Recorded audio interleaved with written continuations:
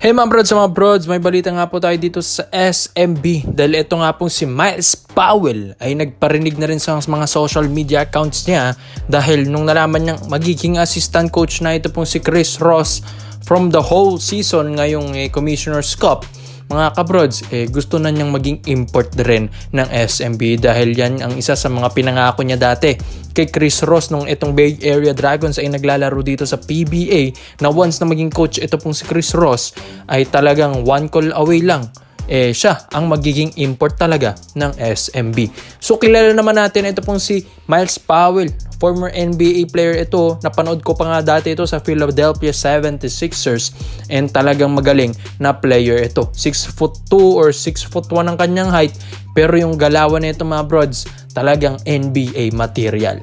So talagang ito pong si Chris Ross ay isa rin talaga sa mga naging kaibigan niya dito sa Pinas sa PBA. So ito nga po, syempre kung itong SMB ay siya ang kukunin, malaking bagay ito. And ito pa mga brods, ayon din sa aking analysis, magiging fit talaga ito pong si Miles Powell dito po sa SMB lineup. Bakit? Dahil hindi na kailangan ng SMB ng malalaking import dahil nandyan na ito pong si Mau Tua and 6'6" MVP ang 6'10" or 6'11" na Junmar Fajardo. So kailangan lang nila ng isang mga scorer na point guard like Miles Powell. Kaya nga mga brods, maganda sa SMB kung siya ang magiging import. Hindi na sana sila humanap ng mga import na puro ilalim ang laro dahil si Junmar maski nga sa World Cup kinakain niya yung mga ibang lahi na kahit mas malaki pa sa kanya.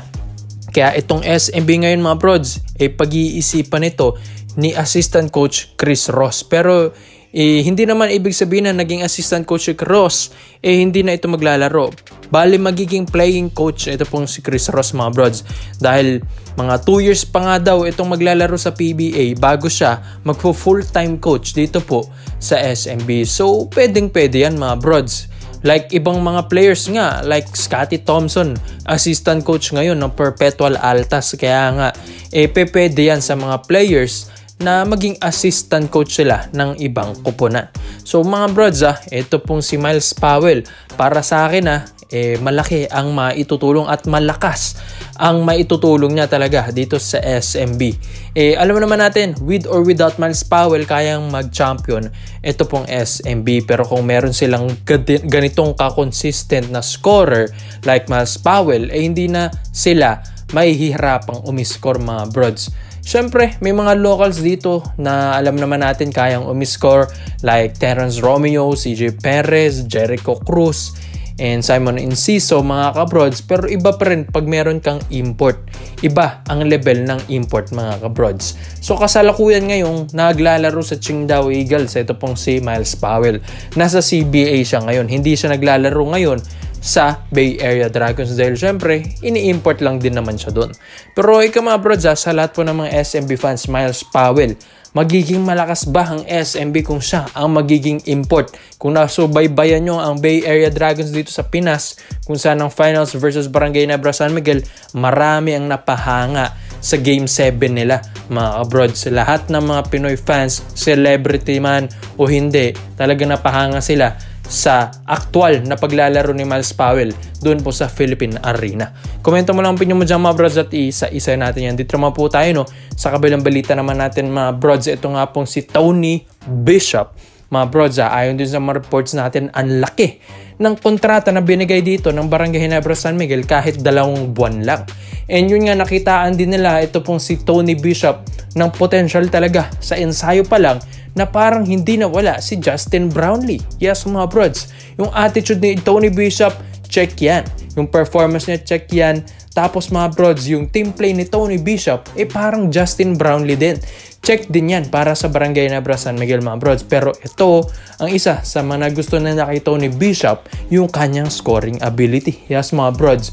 Yes, alam natin ang lakas ni Justin Brownlee, pero ito pong si Tony Bishop, easy score mga brods, easy umiscore ito pong si Tony Bishop, kalmado lang. And syempre, mas malaki naman kasi siya kay Justin Brownlee, kaya nga yung 6'8" na height ni Tony Bishop, kahit mga undersize ang dumepensa dito. Kayang-kayang tirahan nito po ni Tony Bishop kahit mas malaki pa sa kanya, mga brods. Kaya nga, ito pong Barangay Ginebra San Miguel, binigyan siya ng 60 days contract, mga brods, kung saan short-term contract lang ang naibigay dito ng Ginebra, kung saan 2 buwan lang yun, mga brods, dahil sinusubaybayan nila yung pagbalik ni Justin Brownlee sa magiging resulta nga niya sa drug test. So, mga brods, kung hindi man kayo naniniwala dahil ayon dun sa mga research din natin, ito pong 60 days contract ni Tony Bishop, ang kada buwan na sahod niya ay $50,000, mga brods. Yes, kung sa peso, 2.8 million pesos ang sinasahod, mga brods, or sasahurin ni Tony Bishop sa 2 buwan na maglalaro siya sa Commissioner's Cup with Barangay Ginebra squad. So, ang laki nun, mga brods, 2.8 million pesos. So, parang naging maximum contract na ito para sa import dito sa PBA. And yun nga, dahil syempre, deserve din naman ni Tony Bishop yan.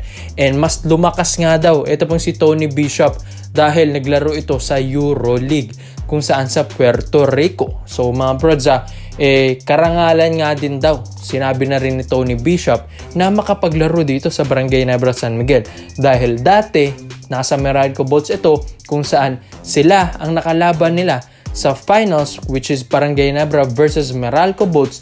Hindi nga kinaya ni Bishop ang Ginebra squad with Justin Brownlee, pero ngayon siya nang tinawag or tinap ng Ginebra, and yun nga, karangalan daw para kay Bishop na tawagin na siya ng Ginebra dahil from rivals to teammates na. Dahil syempre, mga brods, syempre magugulat din ito pong si Bishop dahil ang lakas din ng lineup ng Barangay Ginebra San Miguel, and natuwa rin siya dahil possible din na magkampiyon ito pong Ginebra sa kanya. Dahil syempre kung magiging maganda ang performance na ito po ni Tony Bishop, mga brods, baka nga ititigil muna nila or isi-sit out muna nila si Justin Brownlee kung saan ipe-prepare na nila yan next season. If ever man na talagang tumuloy-tuloy ang paglaro or pagganda ng laro ni Tony Bishop sa Barangay Ginebra San Miguel. So ikaw, mga brods, yung contract ni Tony Bishop, sa tingin nyo ba worth it yun? And yun nga, mga brods, sa tingin nyo ba ito pong si Tony Bishop, matutulungan ba ito pong Barangay Ginebra San Miguel from elimination round to playoffs, mga ka-broad, sa 2 buwang kontrata nito sa Barangay Ginebra San Miguel, at worth it ba ang binigay sa kanya na 2.8 million pesos a month? Komento mo lang po nyo mo dyan, mga brods, at isa-isa natin. Salamat po sa panonood, mga brods. This is Alberto Dilaton lang. I'm out.